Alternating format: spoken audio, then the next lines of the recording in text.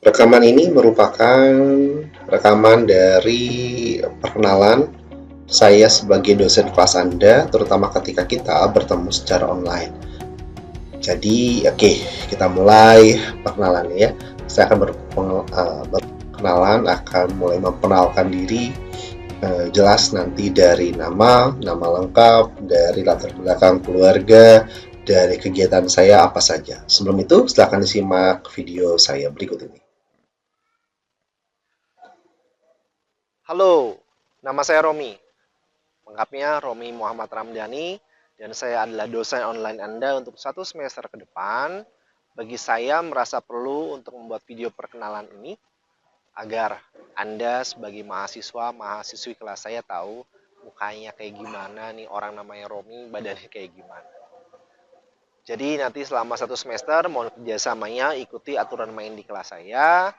Terutama saya ingatkan hati-hati typo ya, karena kita kuliah online akan cukup banyak mengetik.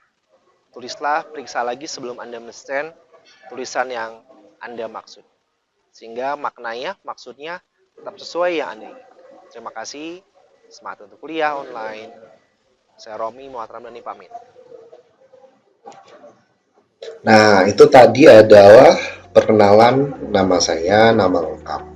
Dan saya sudah berkeluarga. Ini foto anak dan istri saya. Foto yang akan selalu saya ingat karena ini adalah momen ketika anak saya dilahirkan. Walaupun sekarang sudah lebih besar ya. Selanjutnya teman-teman dari pendengar kuliah online, saya mengenalkan diri bahwa selain menjadi dosen, di luar sana saya sebagai seorang coach atau seorang trainer, spesifiknya tentang pendidikan dan parenting. Sebagai parenting dan educational coach gitu, saya menguasai beberapa ilmu.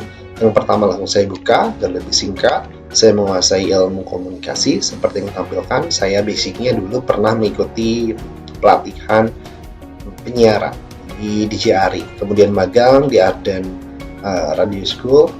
Jadi maksudnya adalah Radio Arden punya perusahaan, punya anak perusahaan untuk magang di Ciamplas Walk ketika itu. Saya kadang diminta untuk siaran, kadang saya diminta untuk memberikan atau share mengenai pelatihan berkomunikasi seperti yang di layar ada BNPB, Badan Nasional Penanggulangan Bencana. Yang selanjutnya saya menguasai ilmu hipnotis, biasa dikenal oleh masyarakat atau secara keilmuan disebutnya hipnosis. Nah, dalam hal ini nanti akan saya coba kembangkan kepada hypno-teaching ya, memudahkan Anda untuk memahami perkuliahan.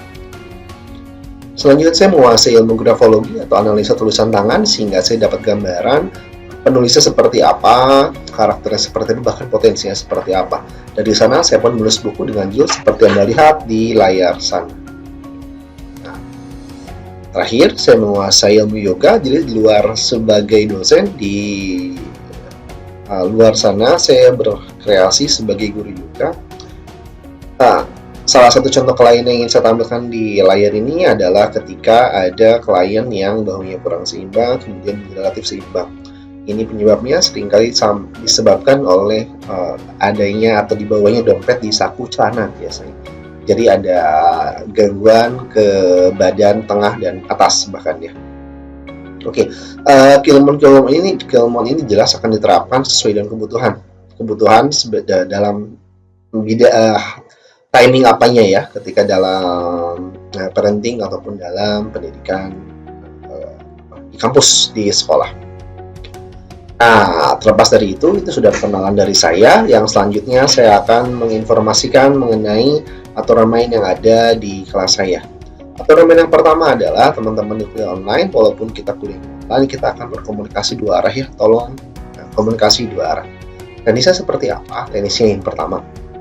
Jadi pertama ini seperti mahasiswa saya di Stikes Unjani misalnya. Nah, kelas 1B di D3. Poinnya adalah ketika ada yang belum jelas, ketika ada pertanyaan, saya akan selalu membuka sesi pertanyaan. Tanyakan, ya tanya bila ada yang belum jelas. Sebelum bertanya jelas, umumnya ketika kuliah online saya akan menggunakan media Google Classroom, walaupun nanti bila disepakati menggunakan Zoom atau aplikasi lainnya. Nah, poinnya di sini komunikasi dua arah. Bila ada yang belum jelas dari rekaman presentasi saya ataupun presentasi langsung saya, tanyakan. Sebelum ini pastikan Anda sudah masuk ke Google Classroom saya tentu saja. Tanya ke ketua kelasnya bila ketua kelasnya belum tahu atau ke penanggung jawab. dari kelas Anda. Pertama Google Classroom masuk ya, biar jelas. Yang kedua, saya akan melakukan upload secara berkala, secara rutin video-video yang berkaitan dengan kuliah di channel YouTube saya. Bahkan arahan tugas pun saya akan berikan di sini. Jadi sangat saya sarankan untuk mengikuti channel dari YouTube saya sehingga tak ada informasi yang tertinggal. Oke, di subscribe saja. Subscribe itu gratis. Ya. Selanjutnya, untuk mengikuti kuliah online ketika menyimak perkuliahan saya, bisa jadi Anda dibutuhkan ditemani oleh cemilan, oleh minuman, bawa saja. Walaupun kita kuliah langsung live, misalnya dengan Zoom, nggak apa-apa, cemilan dan minuman membantu Anda untuk lebih fokus pada beberapa orang. Ya. Ketika kita berkuliah online dengan Zoom, pastikan Anda sudah di-mute audionya, kecuali ketika diajak diskusi tentu saja. Agar tidak masuknya suara-suara yang bisa memecah presentasi.